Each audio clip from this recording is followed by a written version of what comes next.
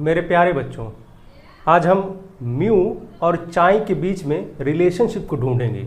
उस रिलेशनशिप को ढूंढ करके उसके बीच में रिलेशनशिप क्या होता है, क्या रिलेशन होता है, कैसे जो म्यू है वो चाई से रिलेटेड होता है, आज हम डिफाइन करेंगे, इसको इस्टेब्लिश करके दिखाएंगे, फार्मूला बनाएंगे। इन दोनों के बीच में एक फार्मूला बनाएंगे। सिंपल सा मतलब यही है।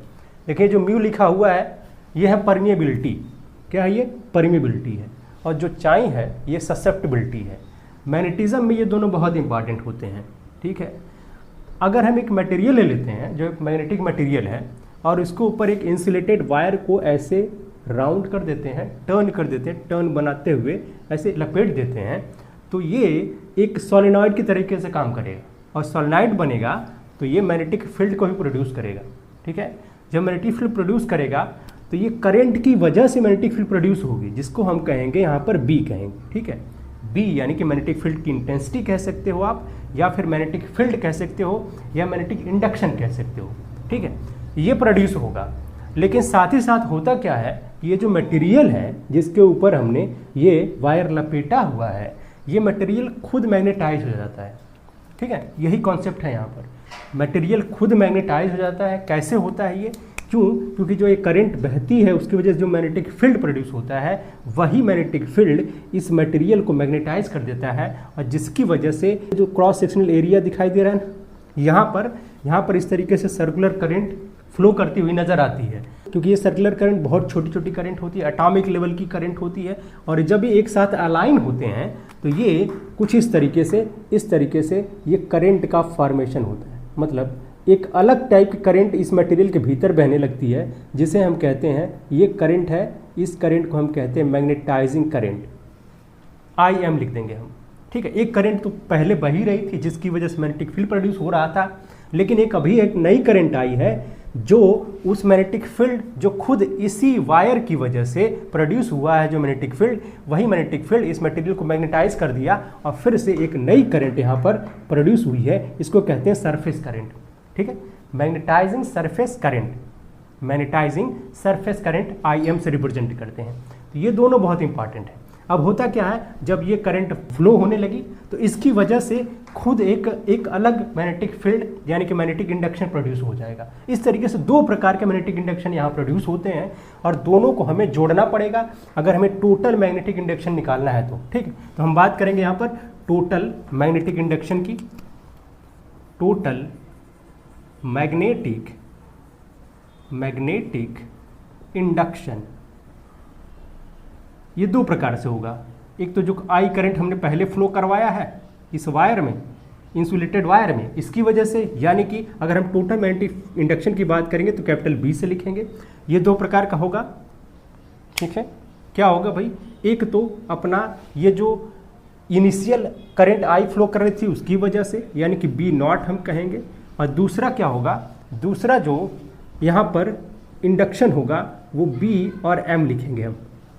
ठीक है, जो मैग्नेटाइजेशन की वजह से, मटेरियल का मैग्नेटाइजेशन हुआ उसकी वजह से जो यहाँ पर इंडक्शन हुआ, मैग्नेटिक इंडक्शन, BM होगा। इन दोनों को जोड़ते हैं देखें तो ये B0 की वैल्यू होती है μ0H। ठीक है, और उसके बाद BM की वैल्यू होती है μ0 और कैपिटल में M। ये होता है मैग्नेटाइजेशन या इंटेंसिटी ऑफ मैग्नेटाइजेशन कहते हैं इसको। ठीक है, और ये H क्या है? H तो भैया H है मैग्नेटिक फील्ड इंटेंसिटी। ठीक है, तो अगर हम बात करते हैं यहाँ पर B बराबर इतना आ गया। अब यहाँ से क्या कर सकते हैं हम? म्यू तो कॉमन ले सकते हैं, म्यू कॉमन ले लिया भाई हमने। अब क्या करते हैं, इस पूरे में यहाँ पर हमने जो किया है वो आप देख ही रहे हो। यहाँ पर हमने क्या किया है कि जो B0 की वैल्यू है उसे हमने μ0H लिखा है, और जो BM की वैल्यू है उसे हमने क्या किया है, μ0 और कैपिटल M लिखा है। ये दोनों बातें यहाँ पर लिख लेंगे।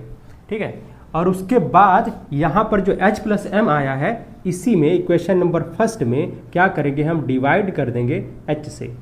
H से डिवाइड कर दें, कैपिटल S से। ठीक है, कैपिटल S से डिवाइड कर दें। जब इसको कैपिटल S से डिवाइड करेंगे तो यहाँ भी डिवाइड करेंगे और यहाँ पूरे में डिवाइड करेंगे। ठीक है, B अपॉन H ये होता है म्यू की वैल्यू, ये म्यू की वैल्यू होती है B अपॉन H। उसके बाद इधर आया है μ0, और उसके बाद जो H है वो, क्योंकि यहाँ दो टर्म है, H भी है और M भी है, दोनों डिवाइड होगा, और यहाँ जब H में डिवाइड होगा तो H से H कैंसिल आउट हो जाएगा, यहाँ कैपिटल M अपान में कैपिटल H आएगा। ठीक है, यहाँ तो कट गया, म्यू इक्वल्स म्यू नॉट और यहाँ 1 आएगा, और ये जो वैल्यू आई है M अपान H, इसी को कहते हैं चाई। ये जो M अपान H आई है इसी को चाई कहते हैं, और यही ससेप्टिबिलिटी है। तो हमारे पास रिलेशनशिप आ गई क्या, इस म्यू और चाई के बीच में। ठीक है, लेकिन ये म्यू नॉट भी यहाँ फंसा हुआ है। ये क्या है, परमिबिलिटी ऑफ फ्री स्पेस है, और ये परमिबिलिटी ऑफ द मटेरियल है, मीडियम है। ठीक है, अगर हम बात करते हैं यहाँ पर जो म्यू नॉट है उसको इसमें डिवाइड कर देते हैं, मतलब म्यू के नीचे म्यू नॉट कर देते हैं। ऐसा करने से हमारे पास फ़ायदा क्या होगा, अभी फ़ायदा बताते हैं। इधर क्या होगा, इसको हमने इसके नीचे किया, बाकी राइट में बचा है हमारे पास 1 प्लस चाई। सिर्फ कितना बचा है, 1 प्लस चाई बचा है, 1 प्लस और ये चाई यानी ससेप्टिबिलिटी बची है। ये जो म्यू अपान म्यू नॉट है ये क्या भैया, ये है रिलेटिव परमिबिलिटी, जिसे म्यू आर से लिखेंगे 1 प्लस चाई। ठीक है, तो एक रिलेशनशिप हमारे पास ये भी आ गया कि अगर हमारे पास रिलेटिव परमिबिलिटी दी गई है तो उसके साथ ये जो ससेप्टिबिलिटी का रिलेशन इस तरीके का है। बाकी हमारे पास अगर फ्री स्पेस का परमिबिलिटी है और साथ में मीडियम का भी परमिबिलिटी है तो उसके लिए ये रिलेशन हमारे पास है। ठीक है, बिल्कुल सिंपल था। हमने देखा कि यहाँ 2 प्रकार से मैग्नेटिक इंडक्शन प्रोड्यूस हो रहा है। एक तो जो हमने इनिशियल करंट फ्लो कराया है उसकी वजह से V नॉट कह सकते हैं इनिशियल। ठीक है, दूसरा जो यहाँ पर मैग्नेटिक इंडक्शन प्रोड्यूस हो रहा है वो इसी मैग्नेटिक फील्ड की वजह से, इसी मैग्नेटिक फील्ड की वजह से एक जो है सरफेस मैग्नेटाइजिंग करंट यहाँ प्रोड्यूस हो रही है, जिसकी वजह से फिर एक मैग्नेटिक फील्ड यहाँ प्रोड्यूस हो रहा है इस मटेरियल के भीतर, जिसे BM कहेंगे, magnetizing magnetic field, magnetizing field कहेंगे इसे।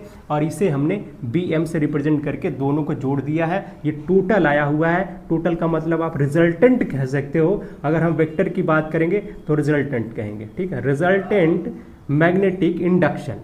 ठीक है, इसको लेकर के हमने सॉल्व किया। हमारे पास फार्मूला पता था कि हमें अगर H से डिवाइड करें B को तो मिलता है म्यू, अगर हम M को H से डिवाइड करें तो मिलता है चाई। तो ये जो चाई है यानी कि ससेप्टिबिलिटी और परमेबिलिटी के बीच में रिलेशनशिप हमारे पास यही आ गया है।